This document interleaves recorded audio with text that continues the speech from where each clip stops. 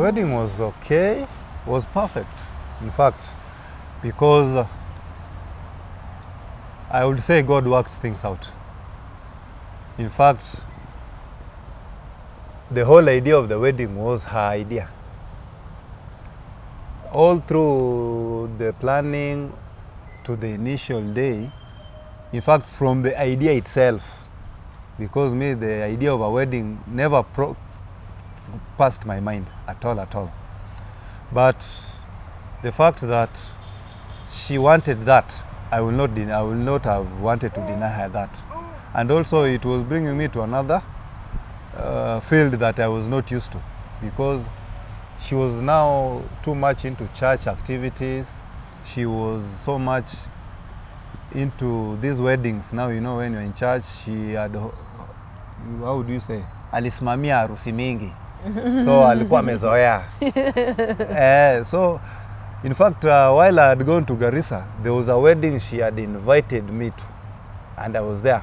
And I had the time to, in fact, we had already made the time. Hadi alinishonea nguo. Only for me to reach the D-Day. Kwambia, hey, something has come up, I cannot make it. What's that has come up? Why is it coming up a day too? So the fear was always there. But this time around, I had to go through it because I was part of it. So the wedding, we did our wedding on the 15th of December 2018. And we got married at Redeemed Gospel Church.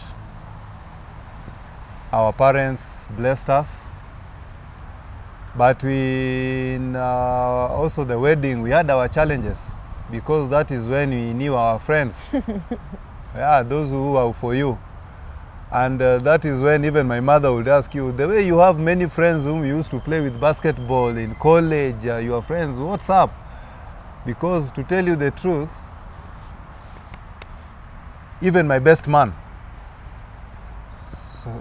sorry to say this, is somebody I knew in 2 weeks. The people that I had already, the committee that I had formed for my friends, in fact, the only person who came to my wedding that I had placed to be among my best men, came as a friend, was only one person.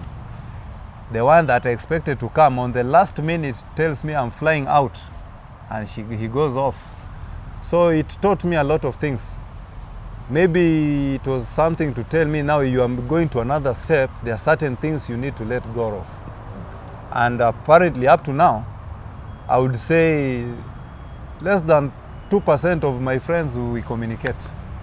If not on social media, we only view our pictures and that's it. You know somebody's just watching. But I'll say it was God sent. It was something beautiful, and it happened perfectly.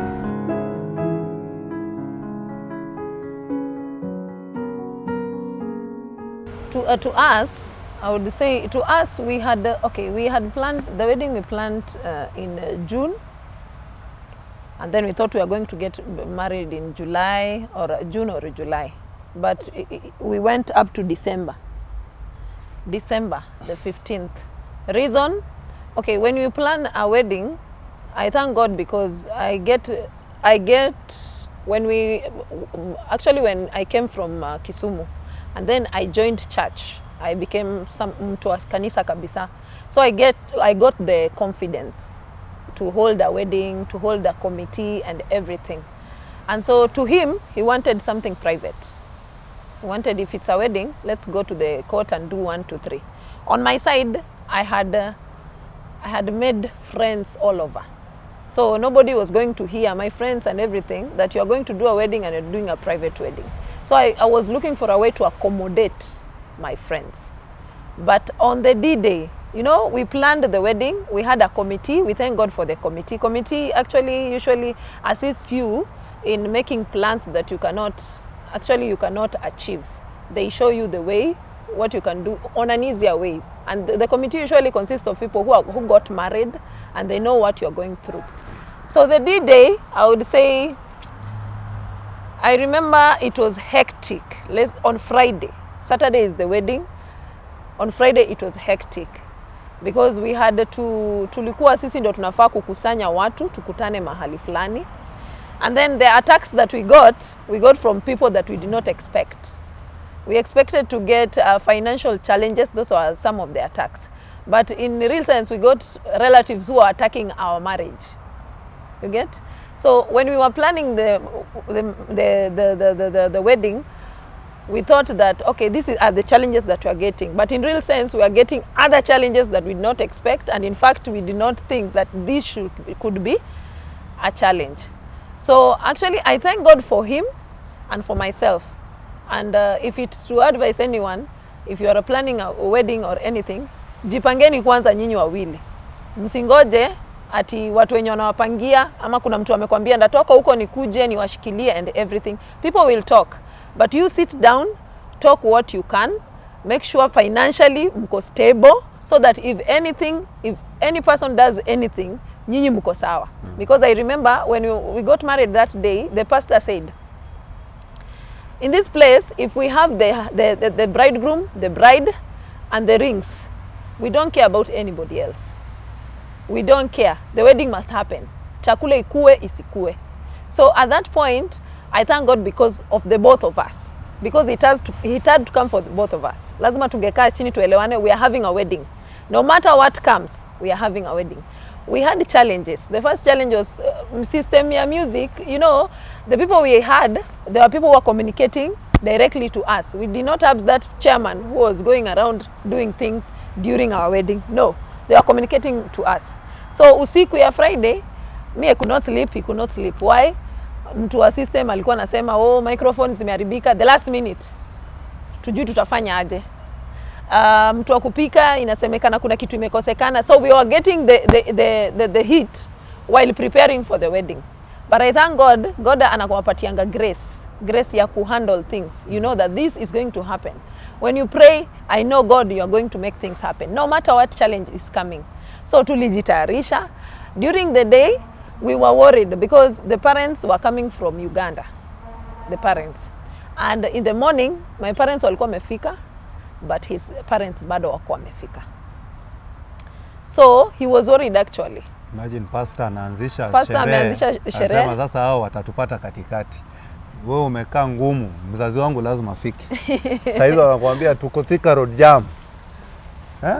So it was hectic, yes, I'd say. But roho inagonga.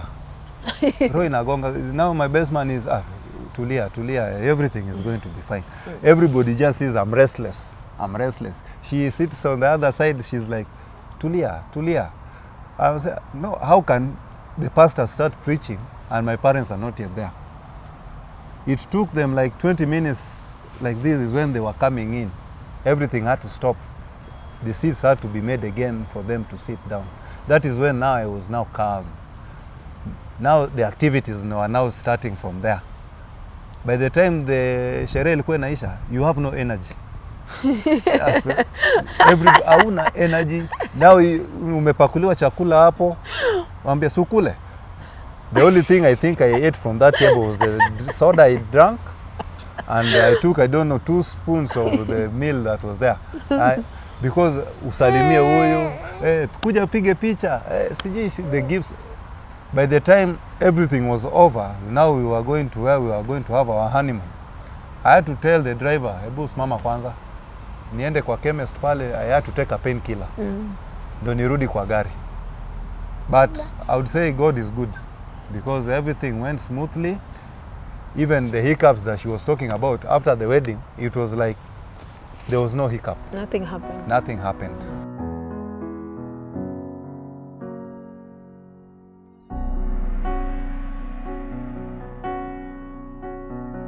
They say marriage is not a bed of roses. It's true. Because, you know, as a man, you are the head of the house. And you know, when we get into marriage, I wouldn't say we are that young, but we are young. We are in our youths. But we also have our defaults as men. There are certain things that me as a man I'd want to hold on to. But in marriage, there are certain baggage you have to let go of because you are now not yourself. You are two of you. It's not easy. There are certain things you accommodate, there are certain things you have to let go of. It's not easy, but it's easy because we put God to lead you in each and every activity that you are going to partake as a husband in marriage. Unataka kuvaa hii nguo, huyu anakuambia usivaa hii nguo. No, I want to put on this cloth. No, don't do that. Put on this cloth. So you find that there's but it's not you. It is the two of you. There's something that you do that you think affects only you. It doesn't affect only you. It affects the both of you. And I want to say that maybe that is the best thing about marriage. Somebody whom you have decided to share your life with makes an improvement on you, even if you don't see it the way you have to see it. That is the best part of marriage that I always have to see. Myself, you know, we were in college with him. We were doing all sorts of things in college. We didn't have like a house set up where we are going and we are meeting there and talking. Kama ni kukula chakula tunaenda tunakula kwa hoteli, unaelewa? But when you come to a house set up now, before you bring you have to, mnafaa mkae kama familia. Me, I remember when we used to go out, he would eat. You know, alikuwa mchezaji. He would eat like, unapata tumeingia kwa hoteli anasema leta chapati 7. Hizo zinakulwa kabla mboga iletwe.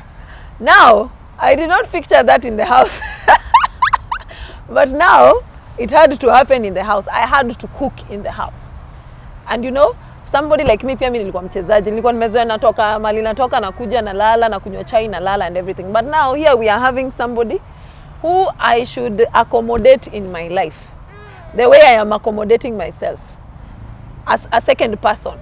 So it's to adapt, it's not easy, but once you realize I'm having this person and we are together, the both of us, you know, you try to accommodate, and then you find it easier when mnajuana. Unapata huyu anaweza accept your fault and then anakukava. Akikukava mimi najua wakati wa kumkava.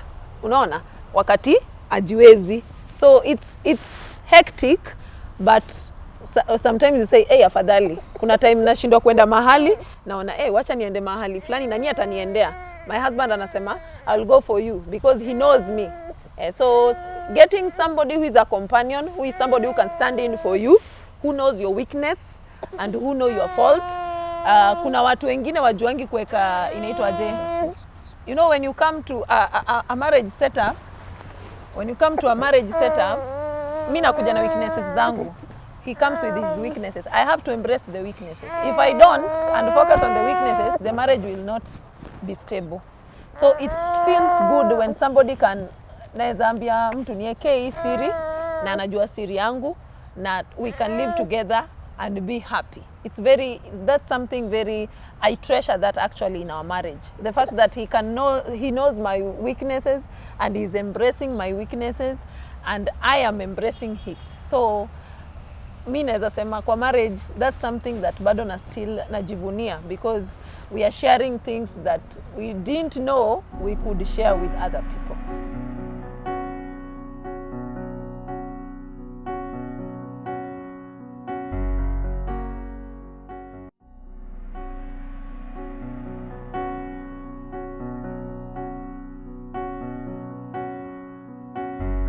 Highest moment in our marriage, I think, was when we had this boy.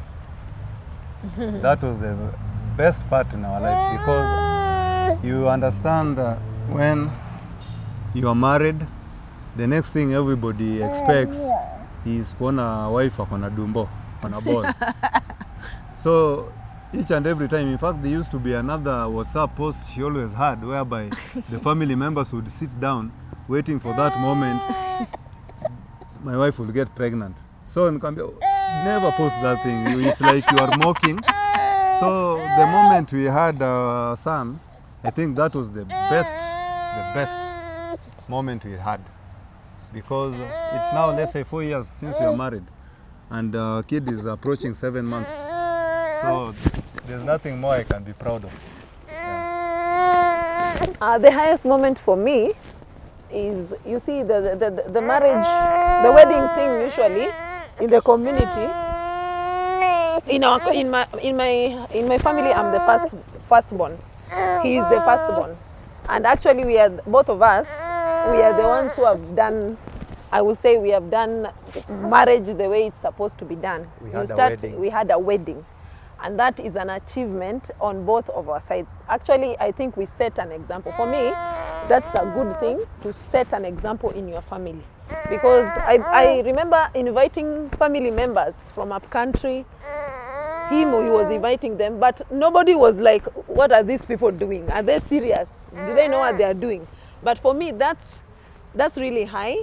And then the fact that I got married to my best friend.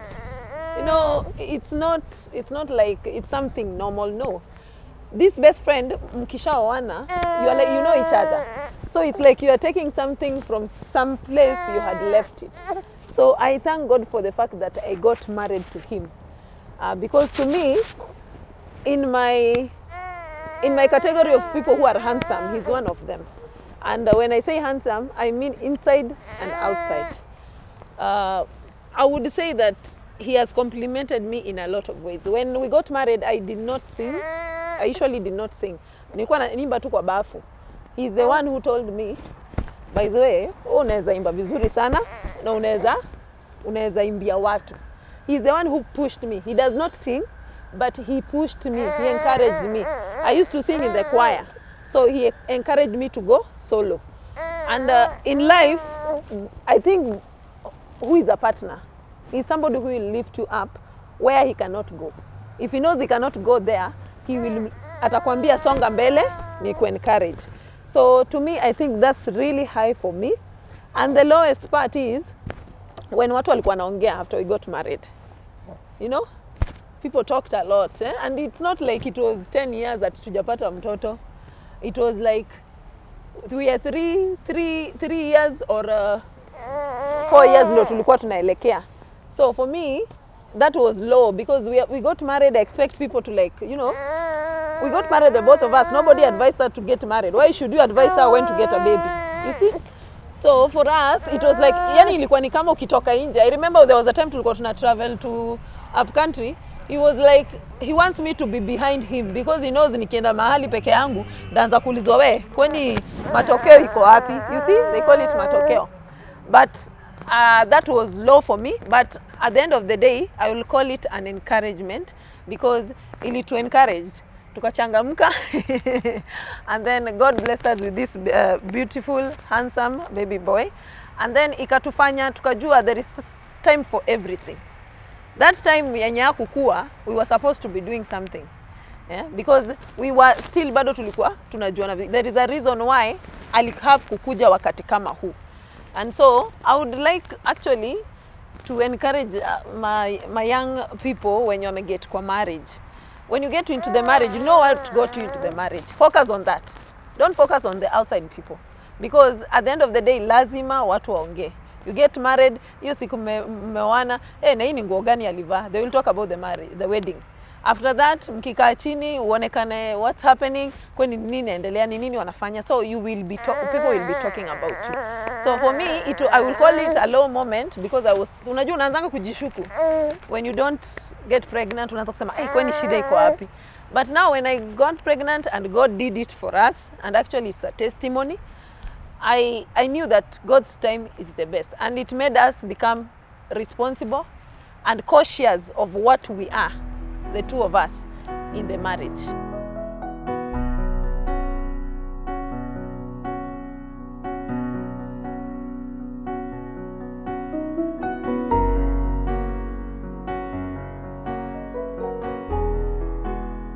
Marriage is an institution that is blessed by God, meaning each and every relationship that you are going to start has to start on the right foundations that you know God is going to bless very much easily. Those people who are in relationships, the only way you cement a relationship is by creating that covenant. And that covenant, once it is blessed by God, means God has ordained it. Means you have to put in the work, the prayer, for it to grow. It's like you are watering a plant. You have to water it. You have to work through it. To those ones who have not yet been married, I won't say that you get married to your friend. For us, God did it for us that way. You meet people here and there, but the relationship has to be for the right reasons. This person has to complement you in each aspect of your life. You are perfect in something, but you are not perfect. This person has to complement you where you are not good.